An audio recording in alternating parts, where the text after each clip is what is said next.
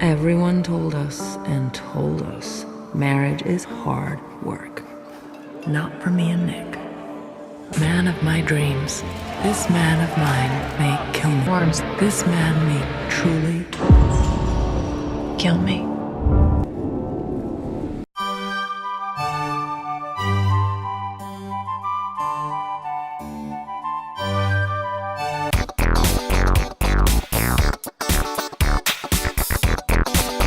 Hey, what's up YouTube? Welcome to my review of Gone Girl. We just saw it actually about 24 hours ago exactly. It's been percolating and this movie is freaking awesome. Freaking awesome. Is that an apt description of your feelings as well? My mind was blown several times Not throughout once, this movie. Not twice, but at least thrice. Yes. At least several thrice. is at least thrice. And okay, that speaks to the best part of the best element of this movie is by far the storyline. Oh yeah. Oh yeah. The book, I haven't read the book. No, don't read. I haven't researched the storyline or anything. And see, a good thing. See, this is why I don't read, because now the movie is so surprising. You know what I mean? Yes. And I heard a lot of people that read the book. It felt kind of long.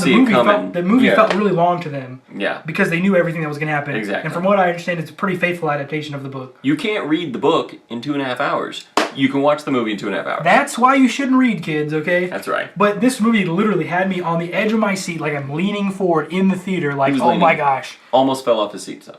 Like, that's how engaging it is, though. Absolutely. Like you're thinking, like, oh my gosh, I need to hear everything they're saying, I need to watch everything they're doing, because, like, everything is going to be important. I don't know what's going to be important, what isn't. It's a fantastic blend of a whodunit, murder mystery, thriller, almost horror movie, kind of, like, at times, very scary. Yeah, very tense. I mean, people use the term slow burn, but that I think gives the wrong impression. Yeah, it's steady, but at no time, it's a 2.5 hour movie, and the first time I looked at my watch was only because I was wondering how we're going to wrap up this, and I looked, and I turned to you, and I said, there's only 10 minutes left. I mean, it didn't at any point to me feel slow. I know. I felt like there could have been another 45 minutes. You know. Well, and when it ended, we were both probably thinking, "Oh man, I wish there was a little more there." Yeah, just a few minutes. Yeah, it did not feel like close to 3 hours at all. I thought it was like 100 minutes maybe. Okay, now the second best part of this movie has got to be the acting.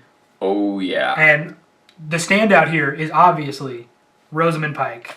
Yes. Who plays, I don't even know what their names are. Nick Dunn. And Amy Dunn. Come on, you gotta remember Amy. Yeah. Okay. For those of you, if you've seen, what was she in? Jack Reacher. Jack Reacher. She was the lawyer in that one. She was in Pride and Prejudice, and she was in one of the Bonds. She was in like Die Another Day. Yes, she was. Mm-hmm. Yeah, one of the Pierce Brosnan ones. Yeah. So you'll probably recognize the face if you haven't seen those movies. You've probably seen pictures of her and everything. Mm-hmm. Very beautiful woman.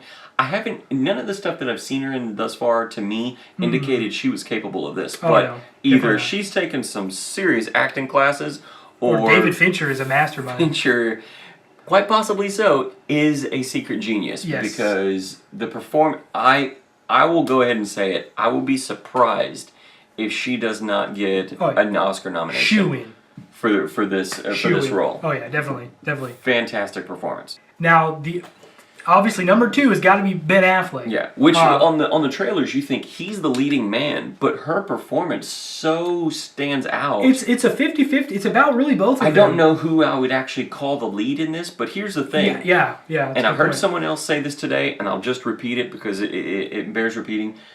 The way that he acted in this role, the way he portrayed this character, it almost, because he did it so well, you almost have to overlook him to her character, because he isn't a flamboyant, over-the-top kind of in-your-face type of character. Right. And he does it beautifully. It's all in the subtlety. Yeah. He rides this fine line where, like, you know, you're not really sure, like, is he just a dumb innocent guy, or is he a secret genius pretending to be a dumb innocent guy? Or is he really a bad guy? Yeah, is he and really- should I hate this character? Yeah, or is he endearing? Like, should I feel bad for him? And it almost kind of goes back and forth. Yeah, There's parts where you're not really sure what to think about him. Yeah, I mean that's the whole point of the movie. I think you get Yeah. that from the trailers. You know, you don't know what to think about him, Yeah. and he rides that razor's edge of Oh, yeah. you know, love hate, you know, just perfectly. But also the story I think lends itself to that as well. Yes. And I mean The way it unfolds. the way it unfolds and the way it's written and everything really helped out the acting. You know. Oh, yeah. I mean, but anyway, yeah, but he was still great. And then the few side characters, Tyler Perry was great. He was Tyler in it. Perry did a very good job, I Yeah, thought. he was in it. He wasn't in too much of it, but every He scene was an integral character, but it wasn't. he wasn't in huge a part, large yeah. number of scenes. Yeah, but still, perfect. I mean, perfect casting. I thought. He did really well. I mean, like Sailor Ward, she's the brunette that you see doing the interview with that kind of evil grin. Yeah. Where she's so looking forward to devouring this subject that she's about to skewer Yeah. on national television. She did great. Another one that wasn't in very much of the film, but great still performance there. I think the weakest part of the movie was Neil Patrick Harris's character. Really? He wasn't a huge. Now he wasn't bad by any means Right. or anything, but he was just kind of the weakest link, you know. Not that it Which is was- really saying something because Yeah. he really didn't do a bad job. I mean, no, he wasn't bad. There's no sitcom Neil Patrick Harris Yeah. in this. He's not meeting anybody's mother. Okay, he's not slapping anybody across the face. Yeah. It's a very creepy role for him. But what I mean is just like he sort of stood out to me in that he was the least fit, I think, for his role. But not that he wasn't a bad fit though. You know, Right. I mean, the guy who gets last place in an Olympic sprint is still faster than most of the population. You know what I'm Any of saying? your friends. So Yeah. So I mean, he was still great. That was the only thing that was kind of. I mean, it's really a nitpick. I mean, Yeah. he was great in the role, very believable. The only thing I would say for a negative, and you know, remember, you know, I'm Christian, so when I watch films, you know, you got to kind of be careful what you're watching and everything. It is a rated R film. There are a couple scenes with some nudity and some very sexually suggestive things going on, which is Several very tense. F-bombs, yeah. Yeah, and there is some language and blood. Obviously, it's a murder mystery, so there's some graphic imagery there. There is graphic. Um, the murder. It's very tense. This is one of those films, like if you've ever seen Seven or Fight Club or any of those, it's Yeah, a more very, so Seven. Yeah, it's almost very a fusion. intense Yeah, experience that you're watching. very. Yeah, It's Don't not take your something kids you to look see this. casually and be like, oh, this is going to be Yeah. a fun flick to go catch. You Yeah. are sucked into this, Yeah. and when you leave, your mind is sore. Yeah, like this is not a movie that you pop in like when you have family over for the holidays. Like you know while what I mean? you're playing Angry Yeah, Birds or something. this is a movie that like you take into your laptop and like go into a dark corner in your room and you're just like watching it with like your headphones and like in the fetal position. And also, don't watch this with someone that you're considering marriage with. Oh gosh, yeah, this will really test out your Yeah. relationship, or You- what you think of your relationship. Yeah, if you're on the fence about commitment and everything, don't watch this film. Yeah. Okay. Overall impressions. Man, just blown away. Yeah. I mean, this was Well, score-wise, I knew to expect something impressive from Yeah, them just yeah. from the early critic reviews and the hype and everything, and obviously the cast and Fincher being behind it. I'm gonna go. I was saying last night when I first walked out, I was like 8.5. I think I'm gonna stick it at 8.5 because there are parts of it, like I said, kind of hard to watch.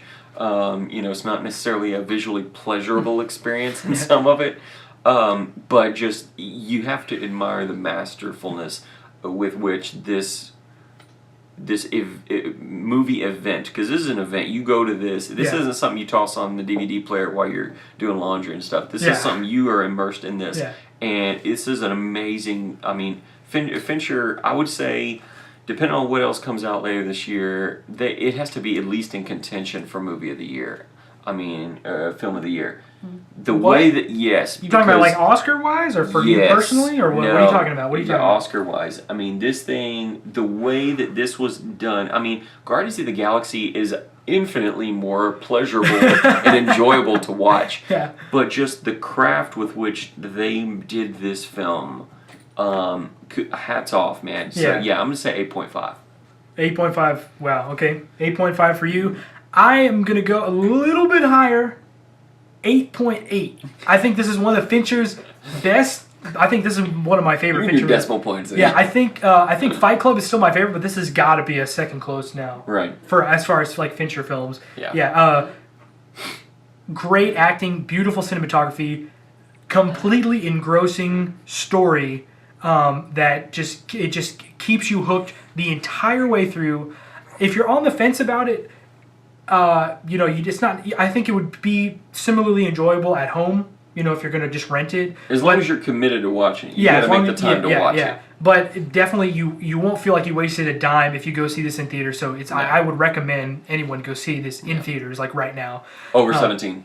Yeah. 8.8 for me. The trailer made it look a little formulaic, but I knew David Fincher had something up his sleeve. There's a lot more going on and in the trailer. it delivered on every single level. Exceeded my expectations of what I even thought it was going to be. So it's a 8.8 for me. All right, so that'll do it for us. You can watch our spoiler review and discussion right here in this area, hopefully. And check back here. Please do not subscribe, comment, or like this video. I'm trying something new. It's just an experiment, so please do not do that no matter how bad you want to, okay? All right, so check back here for more reviews, and we will see you next time.